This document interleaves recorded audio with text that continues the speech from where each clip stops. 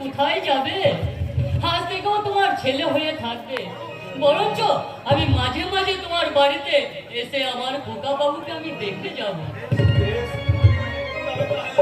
সাধুচরণ, তুমি আমার চেয়ে বয়সে অনেক বড়, তাই তোমার পায়ে হাত দিয়ে আমি প্রতিজ্ঞা করছি, তোমার মানুষ করে গড়ে তুলতে প্রয়োজন হলে আমি মোট বইব, রিস্কা চালাবো, তোমার মাছ করে পাতার জন্য আমি তার মুখে তুলে দেবো না। আমার জীবন দিয়ে আমি গভর্নমেন্টের মতো আগে রেখে করে যাব আমার মহাপাপের প্রায়শ্চিত্ত।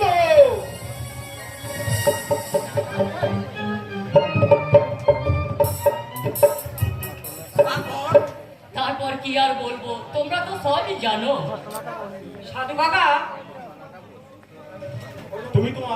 তুমি তোমার খোকা বাবুকে নিয়ে বাড়ি যাও। আমরা ভাই বোন আমরা স্বস্থানেই ফিরে যাই। তাই রচনা। দাঁড়াও, দাঁড়িয়ে আর কি হবে সাধু কাকা? ও তো একজন অভিজাত পরিবারের ছেলে, আর ওর বাবা মাস্টার মশাই, আর আমরা সামান্য চোর গুন্ডার ছেলে মেয়ে। তাই আমাদের সঙ্গে মেলামেশা করলে ওর যে সবকিছু নষ্ট হয়ে যাবে, সম্মান নষ্ট হয়ে যাবে।